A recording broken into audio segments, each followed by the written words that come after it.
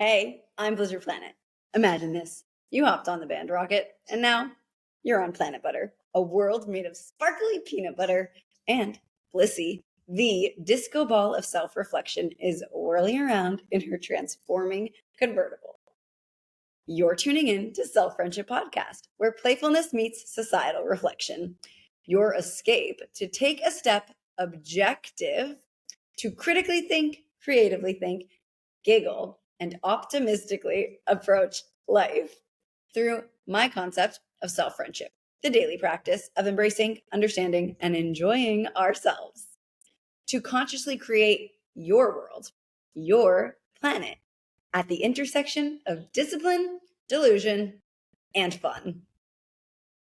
Thanks for joining me in my 49th episode. Some of what I'll be sharing includes my answer to last week's question of the week, a note on holidays, moonbathing, not so unique thoughts, unique arrivals, the opposite of anxiety, a party of one, inverse product placement, and, as always, a brand new question at the end for all of us to self-reflect and self-connect and email me, selffriendshippodcast@gmail.com.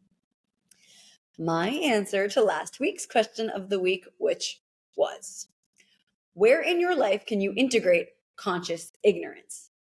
As a reminder from episode 48, conscious ignorance is knowing and choosing to neglect everything that does not fuel our alignment, our role in the ever-expansive universe. To answer this week's question, I'm going to use the weekly self-friendship article snippet. The latest was a special edition article because I felt it was so valuable. I made it free and posted an on-camera reading within the Planit Butter publication and on YouTube so you can watch, read, or listen, or all three. Again, for free. All right. The article is titled, When Standards, Romance, and U.S. Politics Perspective Dance. With the understanding of Planit Butter's invasion, we can further integrate how our commitment to our boundaries and our awareness of masculine and feminine energies interact with our conscious ignorance, which again is knowing and choosing to neglect anything that does not fuel our alignment, our role in the ever-expansive universe, as it relates to U.S. citizens and the U.S. government. It seems to me that societal conversations focused on equality between men and women are more commonly focused on sameness rather than on the expansiveness that transformational partnerships would create, which by default is equality. These conversations neglect the necessity for true partnership of the masculine and feminine energies, teamwork, equals, mutually independent leaders with different responsibilities.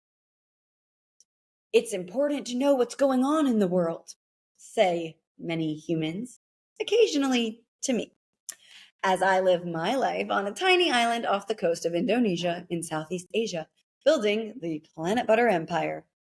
Yeah, empire. Cultivating the self-friendship renaissance.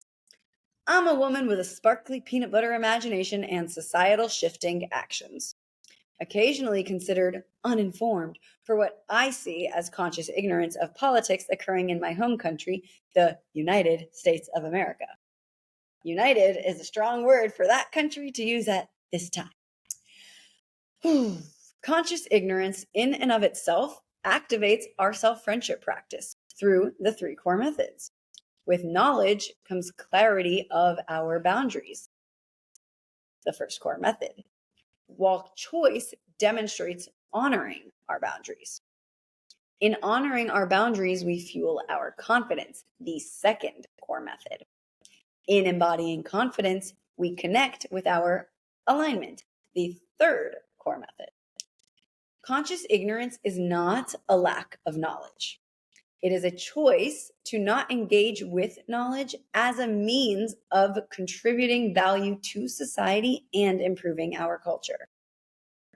We can be aware of some of the more prominent topics in the world and also choose not to engage with them, entertain them, or indulge in the conversation. Boundaries, conscious ignorance, objectivity as a means of contributing value. Read, listen, or watch the rest on planetbutter.substack.com or on Planet Butter's channel on YouTube. Now, a perspective dance with plans. I've had a few times where I'll get invited to something that's pretty far in advance, and even if it's not far in advance, nonetheless, I think this is more valuable if you consider something further in advance. Okay, after checking in with my intuition and sensations, as per the Planet Butter Jet Ring of Consciousness, I know whether or not it's in my best interest to go to whatever it is. The perspective dance that I personally think is fun to take a step objective and observe is the unfolding of my life between the time of the decision to go or not and the time of the thing that I was invited to. Witnessing the relation of where I was at the time of my intuition leading me to make whichever decision I made, and then checking in with where I'm at whenever the time comes of the thing. Whether I'm at the thing or elsewhere, just further appreciation of my decision and my intuition and where I'm at in my journey. I hope you'll try it. Now, a note on holidays. It's really fascinating to me how so many humans operate their lives around holidays, days that some group of humans have collectively agreed to give meaning to. Like, people prioritize holidays above their own best interest. To me, every day that I wake up may as well be my birthday. I hope to inspire others to feel the same. Mind you, I'm not against holidays. I think they can be super fun. I'm just not putting them at the top of my priority list. Definitely not above my well-being. If it's aligned to celebrate whatever it is, then yeah, go for it. But I'm not revolving my decisions for my life's evolution around a day that's assigned a random meeting by a group of people who believe in a religion or whatever. My religion is like my own existence and the flow of it. Okay, moonbathing. Something I adore about the moon is that I can stare directly at it, unlike the sun. I mean, sometimes we can stare at the sun. Like last night at sunset, I was able to stare directly at it because it was that right shade of orange. And technically, we can always stare at the sun, but sometimes it's more dangerous to do so, and it's not recommended. Anyway, I was laying by my pool appreciating the moon, and it occurred to me, I'm moonbathing. Like sunbathing, but the moon. Nobody talks about that. So I will. Planet Butter will. So I looked into the scientific benefits of what I'm calling moonbathing, and here they are. 1, it regulates our circadian rhythm. Exposure to natural light, including moonlight, synchronizes our internal clock, boosting sleep quality and alertness.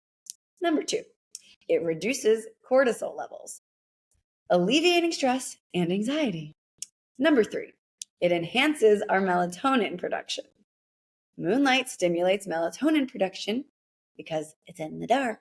And yeah, it supports a restful sleep. 4, it supports mental clarity. Nature, immersion, including moonlight, promotes cognitive function and relaxation.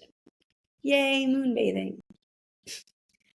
Now, not so unique thoughts, unique arrivals. This is also partially a follow-up to the moon chat.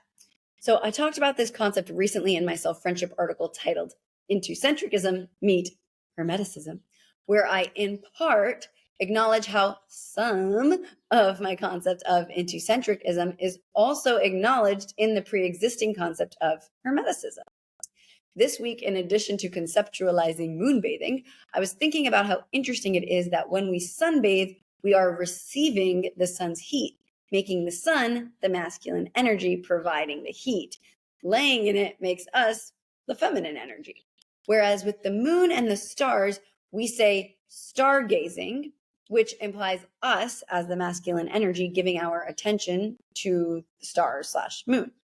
the moon receiving our attention, making it the feminine energy. Given the fact that my audience is predominantly men, 25 to 35 years old, I just now decided that part of my mission is to masculate men. So we have some more healthily empowered men around Earth. Let's go, gentlemen. We can do it.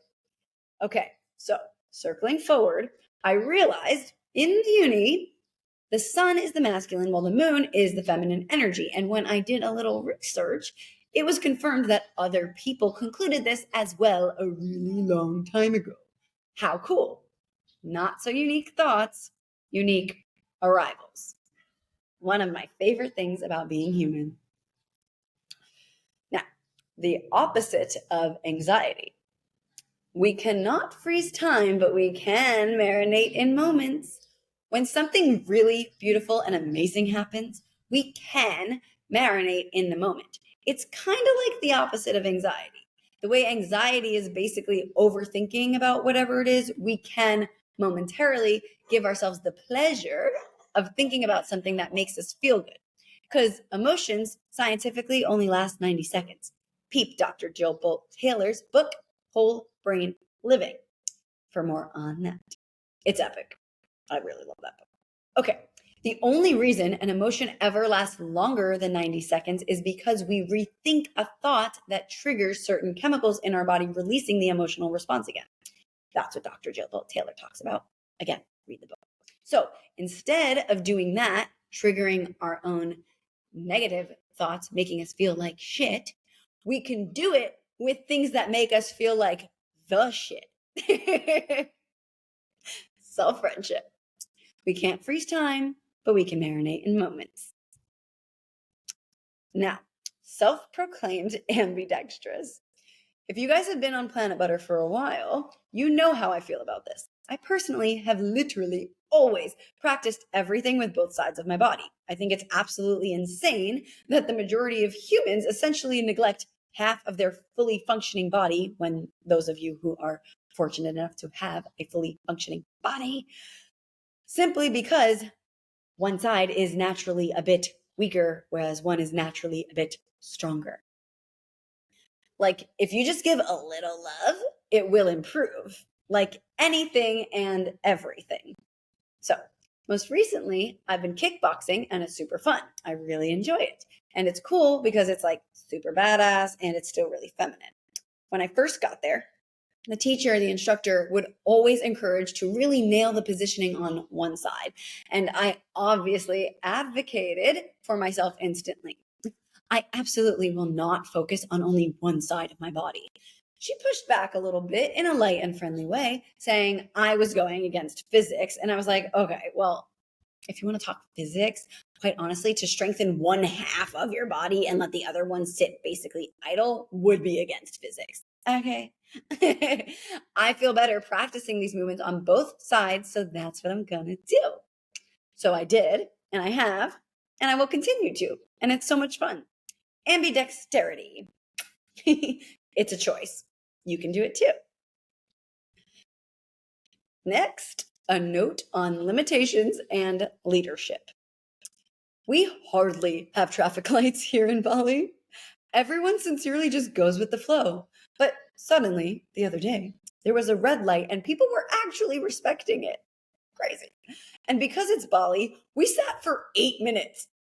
I'm not exaggerating, with the light not changing, because there aren't really lights here. So this magical one appearing, obviously, like, why would it work effectively? You know what I mean? So consider this light a sudden limitation on our path. I'm not one for rules or limitations, but I am one for opportunity and leadership. So after 8 minutes, I eventually suggested to my driver, why don't we go and other people will come with us? We did. They did. I've said this before and I'll say it again. Humanness is the choice to transcend limitations. Take the lead. Transcend the limitations. You can do it. Other people will come with you. It's going to be a good time. Okay. Now, a party of one. As a loving reminder, party of one means having fun with oneself, for oneself, as oneself. Anywhere, everywhere, no matter who's there. Each episode, some episodes, most episodes, I share little tidbits from my life that happen thanks to me showing up in the world as my party of one. I was walking back from sunset when I had the pleasure of witnessing real life Frogger. It was epic. A frog literally hopped right in front of me. I stopped to let it go and was like, yay, cute frog. And then I had the luxury of watching this frog attempt to cross the street, hopping just like the game. Forwards, backwards, side to side, navigating traffic, people, all the things. So first of all, that was one of the coolest things I think I've ever seen. And how awesome is it to think about the fact that somebody else in my same position appreciated this enough to imagine and execute creating a video game of this action between various forms of nature, frog, human, cars, all the things. That's so cool. And again, unique, no, not so unique thoughts, unique arrivals. Frogger.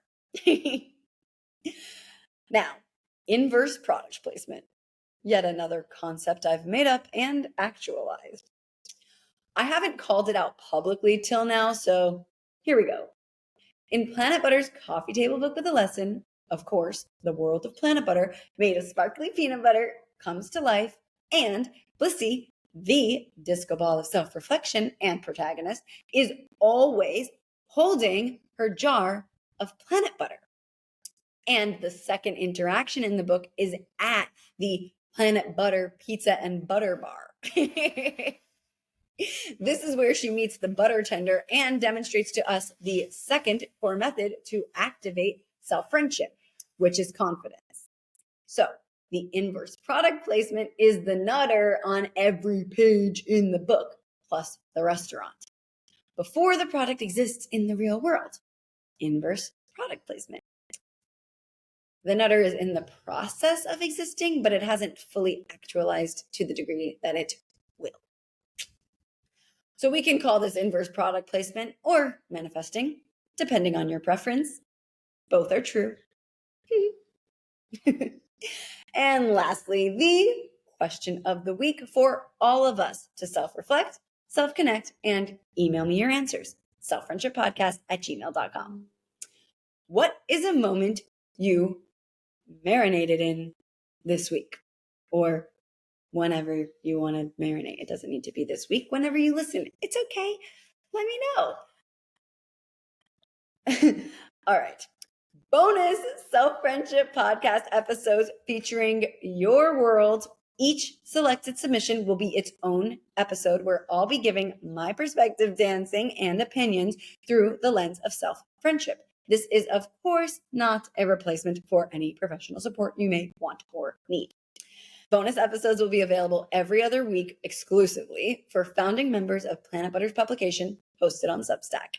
Subscribe to be notified and receive more playfully helpful content on planetbutter.substack.com/subscribe. planetbutter.substack.com/subscribe.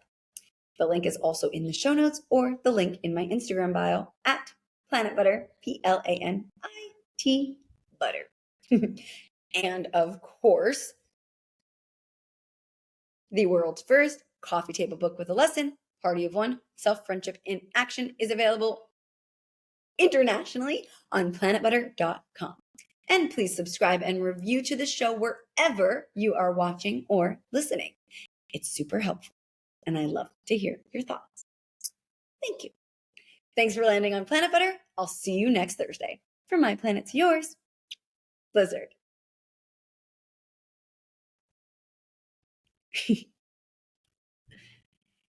All the giggles.